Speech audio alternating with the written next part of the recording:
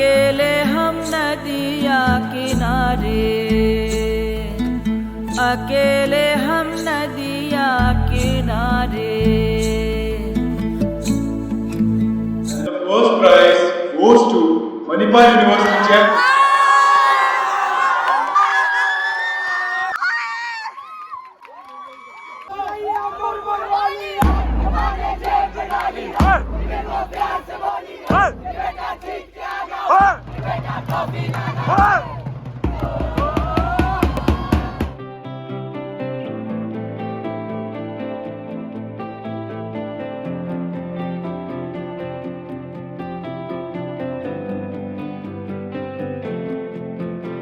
Hello, मेरा नाम Amok Bajpayee है और मैं स्वाभिमान का डायरेक्टर। हेलो, मेरा नाम अनिमेश जैन है और मैं भी स्वाभिमान का director. One day I called Animesh. Animesh is my friend from first year. So I called him up and said that we need to do something. जून जुलाई का टाइम था जब अमोक का मेरे पास फ़ोन आया था कि भाई कुछ लिखते हैं। तो उस टाइम हमें पहली बार स्वाभिमान का आइडिया आया था कि कास्टिज़म के ऊपर कुछ लिख सकते हैं। आज की जनरेशन बहुत मस्ती में ले लेती है कि भाई ये तो मतलब बोल देते हैं कुछ भी दूसरे कास्ट वालों को, जो कि बिल्कुल गलत है। इस बैकग्राउंड से मैं आता हूँ और अमोक भी आता है।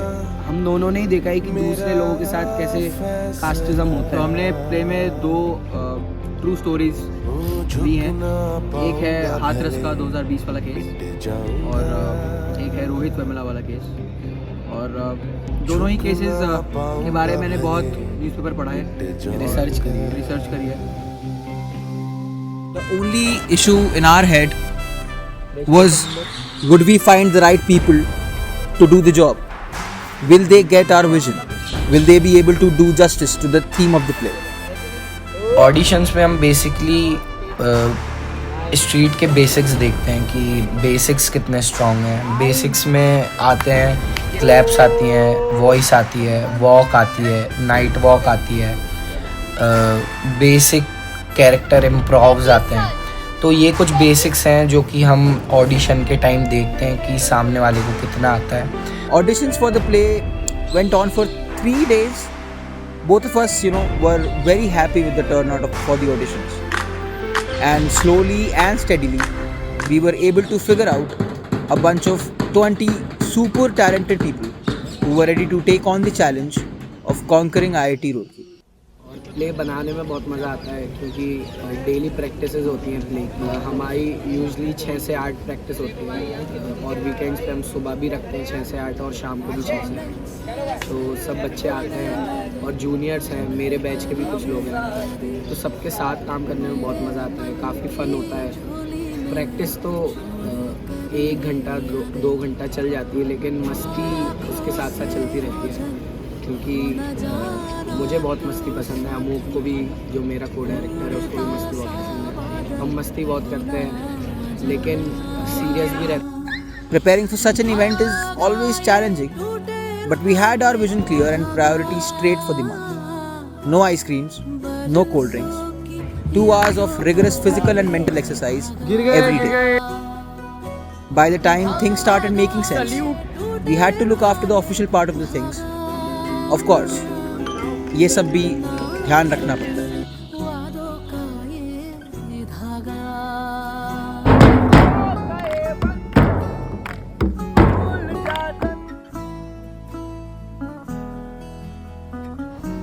मेन दिक्कत जो हमें प्रैक्टिस के टाइम आती थी वो थी लोगों से कैरेक्टर निकलवाना। जब हमने स्क्रिप्टिंग पे काम किया, जब हमने कैरेक्टर्स ऐड किए और कास्ट में बांटे कैरेक्टर्स, किस पे कौन सा रोल ज़्यादा सूट होता है, तो जो विलन के कैरेक्टर्स थे, हमारे 4 कैरेक्टर्स थे जो कि थे भैरव, भानु, मजबूरी और एक सीन 0 में कैरेक्टर था छोटा सा विलन का, सम्राट। तो सम्राट का कैरेक्टर प्ले करता है उत्कर्ष, और सम्राट का कैरेक्टर बेसिकली एक 3rd टियर सिटी में एक पिछड़ी सोच रखने वाले आदमी का है, जो बलशाली है, जो पढ़ा लिखा ज़्यादा नहीं है, जिसने इतनी दुनिया नहीं देखी, जो वहीं गांव की रीति रिवाजों में अभी तक फंसा हुआ है। उसकी सोच भी उतनी ही पिछड़ी है। जो भैरव था और उसका काफ़ी मेन रोल था क्योंकि एक टाइप से वो लीड विलन था पूरे प्ले में। जो भैरव का कैरेक्टर था काफ़ी चैलेंजिंग था क्योंकि उसमें ट्रेड्स थे रावण के जो हमने इंस्पायर हुए थे भैरव के कैरेक्टर से। उस पे सब है, ज्ञान है, उस पे पावर है, लेकिन उसकी सोच गलत है। प्ले में सेटिंग थी कि वो एक गांव का सरपंच है, लेकिन लोगों के सामने वो बहुत अच्छा बनता है कि वो गांव का सरपंच है, वो सबका अच्छा चाहता है, बट पीठ पीछे ही वो कितना विलन इंसान है, वो कितनी गंदी सोच रखता है। तो ऐसा हमारा भैरव का कैरेक्टर था जो कि प्ले किया था कर्तव्य जोशी ने। तो भानु भैरव का बेटा है और भैरव ने जितने भी कुकर्म किए हैं उससे कहीं ज़्यादा भानु करता है, क्योंकि भैरव अपनी एक इमेज रखता है पब्लिक के सामने जिसमें वो ये नहीं बता सकता या ये नहीं दर्शा सकता कि उसकी सोच या उसके काम कैसे हैं, पर क्योंकि भानु उसका बेटा है और वो अपने बेटे को खुली छूट देता है ऐसी सोच रखने के लिए और ऐसे काम करने के लिए, वो उसे पूरी शह देता है। और भानु का कैरेक्टर काफ़ी ज़्यादा हम लोगों ने डेमोनिक लिखा है, बहुत ईवल है। उसकी दो साइड्स हैं, एक थोड़ी सी नॉर्मल है टीवी के सामने और एक बहुत ही ईवल साइड है, बिल्कुल मारीच की तरह। मारीच कैरेक्टर से उसका इंस्पिरेशन लिया गया है और उसे निभाया है कुतुबुद्दीन ने। और मजबूरी एक ऐसा कैरेक्टर था जो कि प्ले के कैरेक्टर्स से उसकी मजबूरी बन के गलत काम करवाता था। जैसे कि एक एग्जांपल दूं तो एक रिपोर्टर का कैरेक्टर था प्ले में। रिपोर्टर को मजबूरी में आके कुछ ऐसे गलत काम करने पड़ते हैं जो कि बहुत ही गलत होते हैं। तो कैसे मजबूरी दूसरे कैरेक्टर्स को भी फंसाता है, कैसे मजबूरी बन के उनसे गलत काम करवाता है, वो काफ़ी एक अच्छा कैरेक्टर था विलन का मजबूरी। अब जहाँ मजबूरी है वहाँ आशा भी होगी। तो क्योंकि इंसान मजबूरी में जो काम करता है और अगर वो उस मजबूरी भरे मन से और उस मजबूरी भरे सिचुएशन से बाहर आना चाहता है तो उसके पास होनी चाहिए आशा। और आशा वो ही एक पॉजिटिव एस्पेक्ट टू एवरीथिंग है कि एक उम्मीद, एक आशा हमेशा इंसान के पास होती है। हाथरस के जिनके ऊपर लिखा गया है उनका कैरेक्टर का नाम कृष्णा है और कृष्णा का कैरेक्टर निभाया है यशिका ने।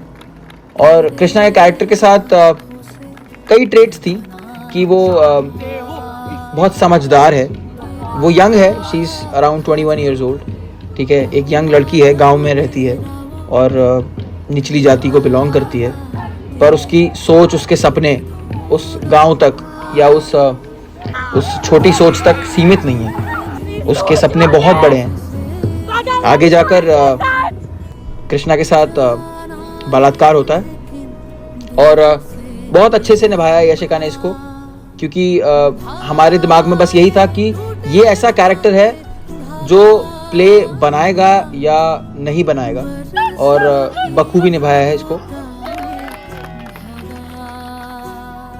बलराम कृष्णा का छोटा भाई है और बलराम का कैरेक्टर निभाया है पलक नरूला ने और बहुत सुंदर काम किया है पलक ने, क्योंकि बलराम एक लड़का है और पलक एक लड़की है और किसी के लिए भी क्रॉस जेंडर कैरेक्टर्स करना एक बहुत टफ काम होता है, पर पलक ने उसे बखूबी निभाया है। अगला जो कैरेक्टर था वो था कृष्णा की माँ का कैरेक्टर जो कि प्ले किया था हरसिमरन ने। जब हरसिमरन के लिए भी ये रोल मिलने के बाद काफ़ी डिफ़िकल्ट था कैरेक्टर में आना, क्योंकि एक्सेंट का बहुत दिक्कत हो रहा था, क्योंकि जो सेटिंग है सीन की गांव की सेटिंग है और गांव का एक्सेंट लाना थोड़ा डिफ़िकल्ट हो जाता है कभी कभी, और हरसिमरन को भी इनिशियली बहुत दिक्कत हो रही थी, बट आखिरी में कैसे न कैसे उसने कोशिश करी, सीखा और काफ़ी अच्छा कैरेक्टर आया उसका, काफ़ी अच्छा एक्सेंट आया उसका। तो अगली कहानी का जो मेन प्रोटैगनिस्ट है वो है रवि, और रवि का कैरेक्टर रोहित वेमुला वाले केस से हमने लिया है। और ये फिर से एक बहुत रिस्पॉन्सिबल कैरेक्टर है, और हमने 2-3 दिन इसके ऑडिशंस लिए थे विद इन द कास्ट, और हमें वो फिट बैठा प्रज्वल के ऊपर। प्रज्वल ने बहुत अच्छे से उसे निभाया है, और प्रज्वल के साथ हमने अंत में लेके एंड पीरियड में काफ़ी मेहनत की है, और I am very glad that came out very well on the day of the performance. I am very proud of Prajwal and the team that they were able to pull off such a character, such a scene, such an act.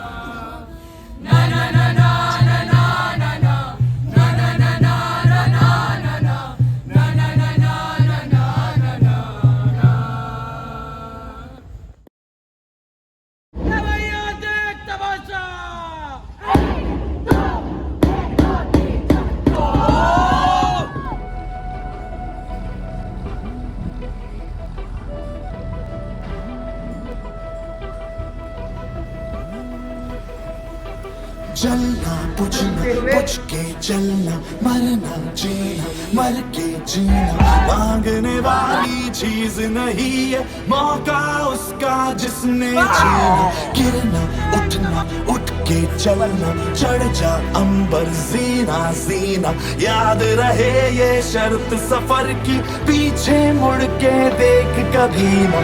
जीत का जुनून है तो हार सोचना क्यों, जब जिंदगी है एक ही, दो बार सोचना क्यों।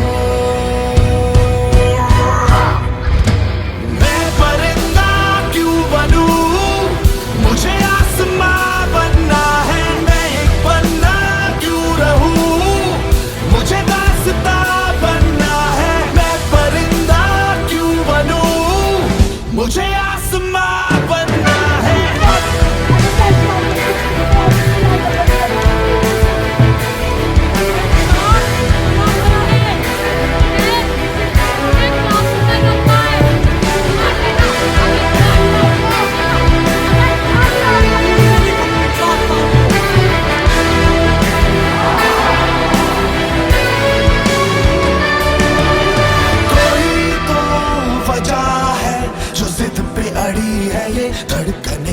यही तो मजा है, किया जो किसी ने नहीं हम करें। कोई तो वजह है जो जिद पे अड़ी है ये धड़कने, हाँ यही तो